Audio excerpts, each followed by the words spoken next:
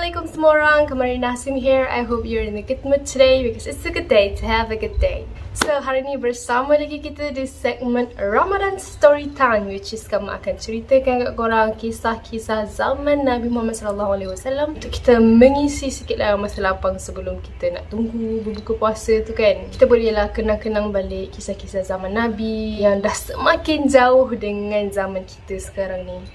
Jadi hari ni kami bawa korang kisah yang sangat-sangat menyentuh hati dan orang ni sangat-sangat hebat. Tanpa membuang masa, kita pergi ke kisah yang pertama iaitu Mus'ab bin Umair.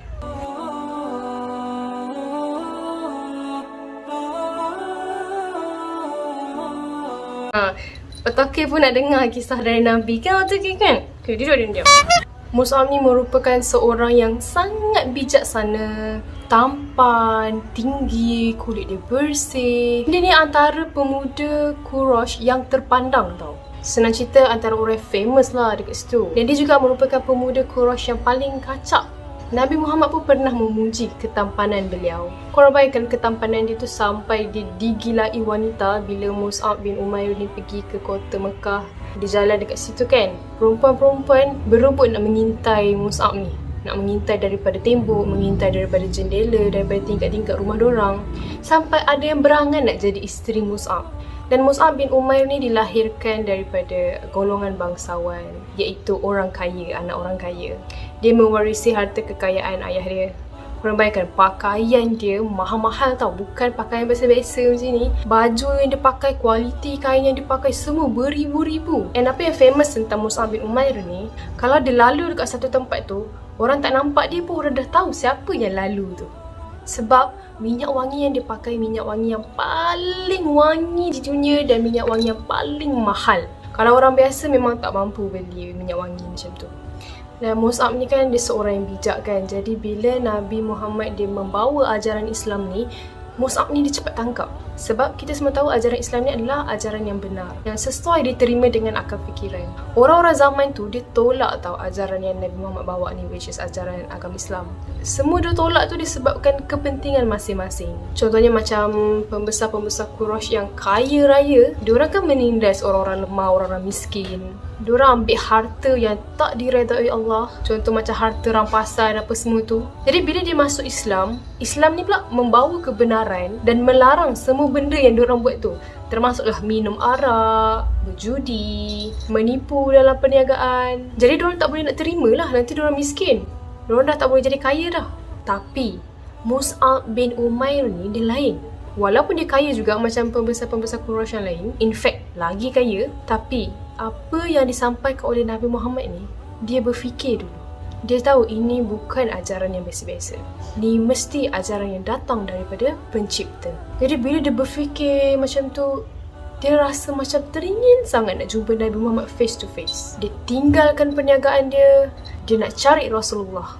Padahal waktu tu pembesar-pembesar Quraisy, diorang dah sebarkan dah tau. Macam diorang cakap, kalau kau terjumpa dengan Muhammad, kau letak kapas kat telinga kau. Jangan dengar sepatah pun dari dia. Dia tu ahli sihir. Kalau kau dengar, kau akan terpedaya. Tapi, again, Mus'ab bin Umair ni dia lain. Dia tak dengar kata-kata orang, tapi dia berfikir. Itulah kebijaksanaan dari Mus'ab bin Umair. Dia takkan dengar apa orang cakap. Sebab sebahagian daripada jiwa dia tu dah meronta-ronta nak cari Islam. Tapi waktu ni dia belum lagi masuk Islam. Baru nak pergi jumpa Nabi. Dan waktu tu Islam tak kuat lagi guys. Islam ni masih baru. Jadi Nabi terpaksa sorok-sorok nak sebarkan Islam. Orang-orang yang baru nak masuk Islam macam Abu Bakar dan yang lain-lain, orang pergi berkumpul dekat satu rumah ni. Tak silap kamar, nama tu Rumah Arqam bin Abi Arqam. Jadi orang-orang yang baru memeluk Islam tadi, diorang akan berkumpul dekat rumah tu untuk dengar tarbiyah daripada Nabi Muhammad SAW. Tapi terpaksa buat sorok-sorok sebab kalau pembesar Quraisy tahu, diorang akan serang dan musnahkan. Sampai je Mus'ab dekat rumah tu, dia ternampak Rasulullah, ternampak wajah Rasulullah. Belum lagi dengar ucapan Rasulullah, hati dia tu dah rasa sayu, meronta-ronta, tak sabar nak peluk Islam. Dia tengok je wajah Rasulullah, dia dah percaya. Inilah pesuruh Allah. Orang inilah yang akan membawa kebenaran. Lepas Mus'ab ni dengar tarbiyah dekat dalam rumah tu, dia pun ucaplah syahadah malam tu juga.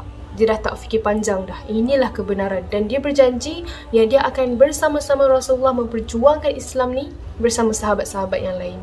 So waktu tu dia diam lagi tau. Tiba-tiba satu hari ni berita tentang Mus'ab bin Umair telah memeluk agama Islam tersebar sampai ke telinga mak dia. Ada orang report dekat mak dia, anak kamu Mus'ab dah mengikut Muhammad. Mak dia terkejut lah. Mak dia ni antara orang yang terpandang juga tau. Memang golongan bangsawan yang terkenal dekat situ. Dan mak dia ni seorang yang tegas. Kalau dia kata no means no. Kalau dia kata yes means yes. Mak dia terkejut. Mak dia pergi tanya sendiri dekat anak dia Mus'ab. Benarkah apa ibu dengar? Kamu telah mengikut Muhammad? Kamu telah meninggalkan ajaran nenek moyang kita? Keturunan kita? Waktu tu jiwa Mus'ab tu dah diresapi dengan cahaya Islam. Jadi dia dah tak rasa takut. Bukan dia tak hormat mak dia, dia hormat. Tapi hati dia tu dah kuat dengan Islam. Dia kata dekat mak dia, benar ibu, Muhammad itu pesuruh Allah. Muhammad itu membawa ajaran yang benar. Macam letupan dekat telinga mak dia. Terkejut anak dia sendiri cakap macam tu. Tahu tak mak dia cakap apa? Kau telah disihir. Kau telah disihir oleh Muhammad. Mak dia marah sangat-sangat. Mak dia kurung anak dia kat dalam bilik. Akhirnya Mus'ab dapat lepas tu dia jumpa senyap-senyap. Lepas tu mak dia dapat tahu mak dia upah pengawal. Dia lah orang kaya kan. Dia akan buat apa saja. Dia upah pengawal untuk tangkap anak dia. Bawa balik rumah, lepas tu belasah Mus'ab ni. Lepas tu kena belasah dengan teruk sekali. Mak dia tanya lagi sekali, kau tinggalkan Muhammad, jangan ikut dia. Lepas tu dia kata dia tidak akan meninggalkan agama Muhammad walaupun dia terpaksa korbankan nyawa dia. Dan Mus'ab cakap macam tu, memang kena lanyak lagi lah dengan mak dia, dengan pengawal yang mak dia dah upah. Kena belasah, lepas tu kurung dia lagi. And then mak dia dah putus asa. Macam mana aku nak buat ni Yelah, itu anak kesayangan dia. Seseorang yang dia telah didik sejak lahir. Orang yang terpandang, famous, anak orang kaya. Macam mana boleh ikut Muhammad yang miskin, tak ada apa-apa tu? Lepas tu mak dia fikir. Aku ada idea. Aku tak nak makan. Aku nak mogok. Sampailah dia tinggalkan ajaran Muhammad. So waktu tu guys, mak dia ni nak cari attention daripada anak dia. So mak dia tak nak makan. Sampai dah lesu muka dia. Memang betul-betul dia tak makan. Dia sumpah depan berhala. So Mus'ab ni tengoklah mak dia dah lesu, pucat, dia tak makan kan. Dia pun cakap dekat mak dia, wahai ibu, kenapa tak makan? Aku tak nak makan. Biarlah aku mati selagi kau tak tinggalkan ajaran Muhammad. Biar aku mati. Waktu tu memang jiwa dia dah penuh dengan iman korang. Walaupun dia masih baru memeluk agama Islam ni, tapi dia tidak akan berpatah balik. Dia kata, wahai ibu, sekiranya ibu diberi nyawa 10 kali, saya tidak akan menarik balik keputusan saya. Saya akan mengikut Nabi Muhammad SAW hingga akhir hayat. Mak dia sampai nak jadi gila dah. Kau ni dah teruk. Sampai kau sanggup tinggalkan aku. Mak kau sendiri yang lahirkan kau. Muhammad dah sihir kau dengan teruk. Lama-lama mak dia dah tak boleh nak buat apa. Sampailah mak dia ni sebut perkataan yang membuatkan Mus'ab bin Umair ni bergelinangan air mata tak henti-henti. Mak dia kata, aku akan sekat segala kemewahan yang aku beri dekat kau. Kau tidak akan dapat 1 sen pun harta dari aku. Mulai hari ni, aku bukan ibumu lagi. Sedihnya ya Allah. Mak dia sendiri cakap macam tu Menangis Mus'ab tak henti-henti. Walaupun dia sayang sangat-sangat dengan mak dia, tapi dia lebih sayangkan agama Islam. Alah, okey ni. Duduk, diam. Dia dah tak kisah dengan duit waktu tu. Walaupun dulu dia disaluti dengan kemewahan, pakaian dia semua mewah, tapi sekarang benda-benda tu semua lari daripada dia. Dia akan jadi miskin, dia akan jadi susah. Cuba korang bayangkan orang mencari kemewahan kan. Buat dosa pun tak apalah, menipu pun tak apa, mencuri pun tak apa, janji dapat duit. Tapi Mus'ab bin Umair, bayangkan dari level yang tinggi tu, seorang yang kaya raya akan jatuh miskin, diuji oleh Allah, dan dia sanggup untuk lalui benda tu. Jadi mulalah fasa-fasa dia mengalami kesusahan, miskin. Yelah, badan dia boleh kotor kan. Dia punya pakaian daripada mahal, jubah yang dia pakai tu mahal, boleh jadi kotor bila dia miskin, bila dia hidup susah. Tapi jiwa dia tu tak boleh kotor. Jiwa dia sangat tinggi dan dia boleh hidup macam ni semata-mata kerana Islam. Dia tak kisah. Sampailah dia dah melarat sangat. Yelah, tak makan kan, tak ada duit nak beli makanan, pakaian pun dah tak terurus. Dah tak macam Mus'ab bin Umair yang dibanggakan dulu. Tapi hati dia sangat kaya. Ya, inilah orang dia, orang yang Rasulullah pernah menangis 2 kali sebab orang ni, Mus'ab bin Umair. Ibu dia dah buang dia, 1 sen pun dia tak dapat. Satu hari ni dia nak pergi masjid tau, dia nak solat. Waktu dia nak pergi tu, sahabat-sahabat Nabi semua pandang. Berbezanya Mus'ab yang dahulu dan sekarang. Dulu siapa tak kenal, terpandangnya pemuda rupawan, hartawan. Sekarang dah tak dipandang. Jubah pun bertampal-tampal. Badan tu dah terkoyak, dia tak mampu nak pakai lagi jubah yang lain atau beli lagi jubah yang lain. Jadi dia tampal dengan kain perca. Semiskin itu Mus'ab sekarang. Diorang rasa sedih sangat bila nampak Mus'ab bin Umair tu lalu depan mata diorang. Tapi at the same time diorang rasa gembira sebab akhirnya Mus'ab dapat cahaya dari Allah. Lepas tu Nabi lalu, Nabi ternampak, Nabi terus mengalirkan air mata korang. Nabi seorang yang mulia, bukan Perdana Menteri.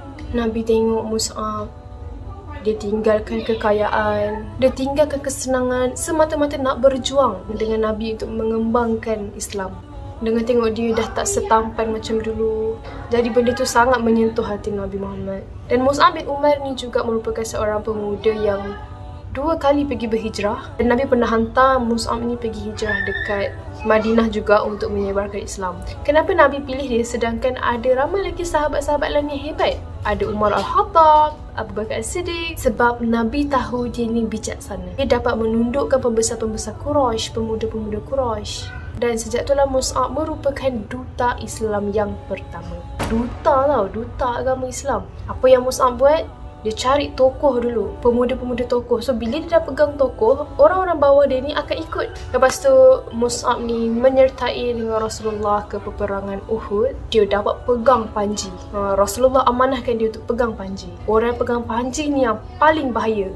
Kalau panji tu jatuh, diorang boleh kalah. Jadi pihak musuh ni akan buat strategi, diorang akan attack dulu orang yang pegang panji ni. Kan kadang-kadang tentera-tentera melindungi orang yang pegang panji ni. Akhirnya dia berjuang bersama Nabi dan tangan kanan dia telah dipancung. Lepas tu dia ambil tangan kiri dia pegang panji tu. Lepas tu tangan kiri dia pula dipancung. Dia ambil panji tu, dia letak dekat leher dia, pegang macam ni. Tangan kiri kan dah tak ada. Dia tetap berjuang. Dan akhirnya dia telah ditusuk dengan tombok dekat perut dia. Masya Allah. Lalu dia rebah dan mati syahid. Lepas tu Rasulullah kata, kumpulkan sahabat-sahabat yang telah syahid. Marilah kita kebumikan, kita solatkan. Orang yang mati syahid ni dia tak boleh mandikan. Mana Mus'ab? Mana jenazah dia? Lepas tu sahabat pun cari and dia jumpa. Nabi pun tengok Mus'ab. Masa nak kafankan Mus'ab ni, kain tu tak cukup. Bila Nabi tutup muka, nampak kaki. Bila Nabi letak dekat kaki, nampak pula muka. Jadi Nabi pun tutuplah bahagian muka dan bahagian kaki tu Nabi tutup dengan daun-daun. Masa tu kan Islam baru nak berkembang, duit pun tak ada lagi.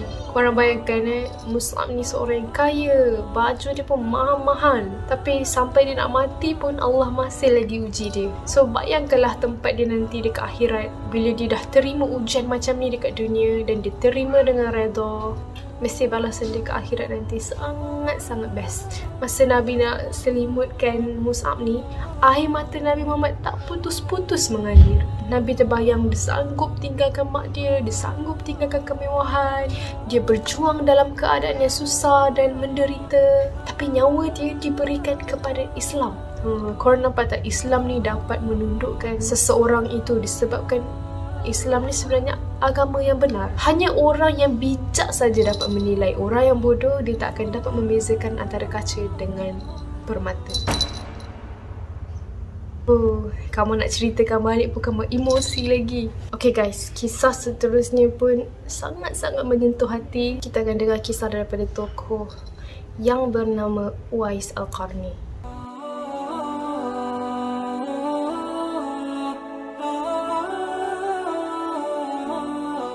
Kalau Mus'ab tadi, dia adalah generasi yang paling dekat dengan Rasulullah. Dan waktu tu Islam tu macam baru-baru lagi kan. Mus'ab ni pun di antara orang yang awal masuk Islam. Uwais ni pula, dia tak pernah jumpa Rasulullah sebab generasi dia ni dah hujung-hujung sikit.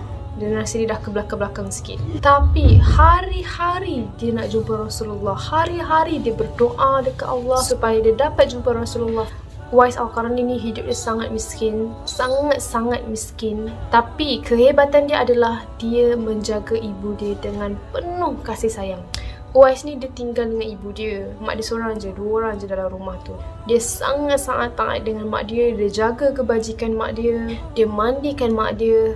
Mak dia lumpuh. Sekarang ni patutnya mak dia tu dah kena duduk dekat atas kerusi roda kan. Tapi sebab zaman tu tak ada kerusi roda lagi, jadi Uwais ni terpaksa angkat mak dia ulang-alik pergi mandi. Lepas tu duduk balik, makan. Nak pergi mandi, angkat balik, pergi ke toilet. Pengorbanan dia kepada ibu dia ni nombor 1. Dan cita-cita dia, kalau kita orang tanya cita-cita nak jadi apa, kita nak jadi doktor, ada yang nak jadi Perdana Menteri, ada yang nak jadi polis. Tapi bila tanya Uwais Al-Qarni, cita-cita dia ingin berjumpa Rasulullah SAW. Dia bukan tinggal kat Mekah, dia tinggal kat Yaman. Beratus batu kalau dia nak pergi jumpa Rasulullah. Satu hari ni dia cakap dengan mak dia, dia nak minta izin. Ibu, benarkanlah saya nak pergi berjumpa dengan Rasul. Lepas tu mak dia berbelah bahagilah. Nak pergi tu bukannya sekejap. Kalau dia tak ada, siapa yang nak jaga mak dia? Yang ni ada bermacam-macam versi cerita ni. Sebab yelah ustaz kan ada banyak kat dunia ni kan. Dah turun-turun banyak versi lah. Kamu tak hafal lah riwayat hadis yang mana kata semua tu kan. Kalau korang nak lebih sahih, korang boleh lah buat research. Tapi ni sekadar perkongsian daripada apa yang Kama baca. Ada yang kata mak dia tak kasih pergi, jadi dia stay je dekat rumah. Ada yang kata mak dia kata okey pergi, tapi lepas jumpa terus balik. Jadi Uwais ni pun pergilah jumpa Rasulullah berjalan kaki. Bila dia sampai depan pintu Rasulullah, hanya ada isteri Rasulullah aja, iaitu Sayyidatina Aisyah. Lepas tu Sayyidatina Aisyah kata Rasulullah tak ada dekat rumah, dia pergi berperang. Waktu tu Rasulullah tengah ada peperangan. So, dia tak sempat juga nak jumpa dengan Nabi. Jadi dia pun balik. So, dia sambunglah menjaga ibu dia. Dan dia tetap berdoa supaya dia dapat jumpa Rasulullah satu hari. Dan rupa-rupanya, doa Uwais Al-Qarni ni sangat-sangat makbul. Allah akan perkenankan setiap doa Uwais Al-Qarni. Kalau korang nak tahu, dekat langit, nama Uwais Al-Qarni ni disebut-sebut. Para malaikat semua menyebut-nyebut nama Uwais Al-Qarni dekat langit. Sebut amalan dia, sebut amalan dia yang menjaga ibu dia sangat baik. Dekat dunia tak ada siapa kenal siapa Uwais Al-Qarni. Oh, pengembala kambing tu ke? Tapi dekat langit atas sana, Uwais ni sangat-sangat terkenal. Disebut-sebut sebagai orang yang mulia. Satu hari Rasulullah cakap dekat sahabat, pergi cari orang yang bernama Uwais Al-Qarni. Dia sangat masyhur di langit, tapi di bumi orang tak hiraukan dia. Lepas tu Uwais Al-Qarni ni dia ada penyakit sopak. And satu hari tu dah pulih penyakit sopak. Penyakit sopak tu penyakit kulit, tapi ada sikit je lagi kesan penyakit kulit dia tu yang tak sembuh. So itu sajalah nak bagi tanda, itulah dia Uwais Al-Qarni. So Nabi Muhammad bagi tahu sahabat-sahabat, cari orang ni sebab orang ni disebut-sebut dekat langit. Doa dia sangat makbul. Kamu mintalah dekat dia, suruh dia berdoa dekat kamu, mohon keampunan dari Allah. Lepas tu Umar Khattab dengan Ali bin Abi Talib pun nak carilah siapa Uwais Al-Qarni yang Rasulullah sebutkan ni. Macam mana Rasulullah tahu? Sebab para malaikat bagi tahu Rasulullah kan ada kelebihan kan. So Rasulullah tahulah apa yang terjadi dekat langit. Malaikat boleh bagi tahu dengan Rasulullah. So bila musim haji, Umar dengan Ali ni diorang nak pergi jumpa Uwais Al-Qarni. Tapi yelah, tiap-tiap tahun memang tak pergi haji. Sebab Uwais Al-Qarni ni dia kena jaga mak dia kat rumah. Kalau dia pergi haji, siapa nak jaga mak dia? Mak dia pun mana boleh berjalan. Tiba-tiba satu hari ni mak dia ungkapkan hasrat dekat Uwais ni. Dia kata sebelum ibu pergi dari dunia ni, ibu teringin sangat nak pergi menunaikan haji. Teringin sangat nak pergi Mekah. Bawalah ibu ke sana sebelum ibu menghembuskan nafas yang terakhir. Uwais pun sedih lah nak tolak kan. Uwais pun kata, baiklah ibu. Lepas tu dia berfikir, macam mana aku nak bawa ibu pergi sana? Ibu tak boleh berjalan. Kenderaan pun tak ada. Kalau zaman dulu unta, bukan kereta. Unta. Unta pun tak ada. Dia tak ada kenderaan nak pergi. Tapi korang, kalau kita dah mak kan sakit, duduk je lah kat rumah, doa je kat rumah. Tapi Uwais Al-Qarni ni, dia berfikir macam mana nak selesaikan masalah ni. Dia tengok mak dia ni macam agak berat kan, sebab setiap hari dia bawa mak dia pergi masuk toilet semua. So dia tahulah berat mak dia macam mana. Jadi dia fikir jauh tu daripada Yaman nak pergi ke Mekah. Lepas tu tahu apa Uwais buat? Dia beli seekor anak lembu. Dia angkat anak lembu tu pergi ke atas bukit. Dia ada bina kandang juga atas bukit tu. Dia angkat, lepas tu dia bawa turun balik. Ulang alik setiap hari sampailah anak lembu tadi tu membesar. Dah besar, dah sampai ke 100 kg. Dia angkat dengan tangan dia dan makin besar lembu tu, makin besar jugalah otot-otot Uwais Al-Qarni. Dan penduduk-penduduk kat situ kata apa? Gila ke Uwais ni? Bawa lembu ulang alik. Dah gila Uwais ni. Semua orang kata dia gila guys. Rupa-rupanya dia angkat lembu tu daripada lembu tu kecil sampai lembu tu dah besar. Rupa-rupanya untuk menjadikan training dia, latihan dia sebelum dia nak bawa mak dia pergi menunaikan haji. Dia nak dukung mak dia daripada rumah pergi ke Mekah dan tawaf Kaabah. Korang bayangkan waktu tu kena lalu padang pasir yang panas, jauh. Dia sanggup dukung mak dia berjalan kaki. Subhanallah. Dia boleh berfikir tau, macam mana aku nak buat dengan kudrat yang aku ada. Dia jaga mak dia dengan penuh kasih sayang. Sebab itulah Allah makbulkan doa dia. Allah tak pandang rupa kita, Allah tak pandang harta kita, tapi Allah pandang hati. Tapi yang sedihnya Uwais ni tetap tak dapat jumpa Rasulullah depan-depan. Sebab Rasulullah dah wafat. Dia tak sempat nak jumpa Rasulullah. Dan waktu tu mak dia pun dah tak ada dah. Mak dia dah meninggal dunia. Jadi satu hari ni dia pergi menunaikan haji. Dan waktu tu Umar Al-Khattab menjadi khalifah tau. Akhirnya dapat bertemu pada tarikh Uwais menunaikan haji. Uwais pun tak kenal macam mana rupa pemerintah yang baru ni, Umar Al-Khattab. Tapi waktu tu dia memperkenalkan diri dia, aku Umar Al-Khattab. Terkejut Uwais. Lepas tu Umar Al-Khattab pun ceritalah, Rasulullah ada memberitahuku kamu mempunyai doa yang mustajab. Doakanlah aku agar Allah mengampuni dosa-dosaku. Lepas tu Uwais terkejut lah. Sepatutnya aku yang meminta doa daripadamu. Lepas tu Umar Al-Khattab terangkan, tak, Rasulullah sendiri yang kata kamu ni seorang yang sangat mulia walaupun kamu pengembala kambing. Kamu bukan siapa-siapa di dunia ni, tapi nama kamu disebut-sebut di langit oleh para malaikat. Jadi dengan perasaan yang malu, rendah hati, Uwais pun tadah tangan baca doa untuk sahabat Nabi. Lepas tu Umar Khattab tengok pakaian dia, kan miskin kan, macam selekeh. Umar Khattab pun bagi dia duit dari Baitul Mal. Lepas tu Uwais kata, tak payah, aku tak perlukan. And then Umar Khattab kata, mungkin kamu tak perlukan hari ni, tapi kamu perlukan untuk masa depan. Tapi Uwais tak nak.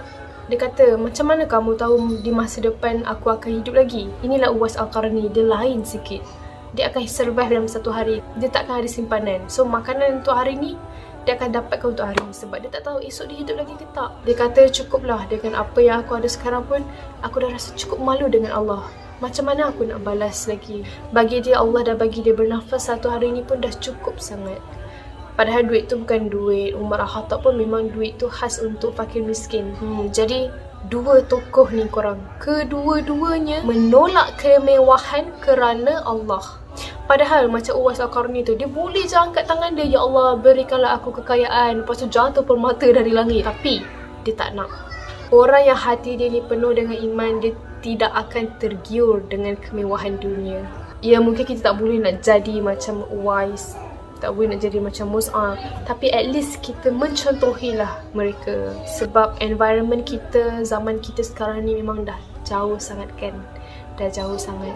So kami harap dengan kisah kali ni kita semua boleh muhasabah diri, termasuk kamu sendiri. Dan kami harap korang pun dapat input-input yang bermanfaat untuk video kali ni. So kamu pun dah tak larat nak bercakap. Sekarang ni kamu tengah rekod pukul 7 petang, dah nak azan maghrib, dah nak berbuka puasa. So selamat berbuka puasa kalau korang tengah tengok sebelum berbuka puasa. Jadi terima kasih yang dah tengok video ni sampai habis. For those who are new in my channel, don't forget to hit the subscribe button below and turn on the notification bell so that you will not miss any video that I post. See you in my next video. Bye!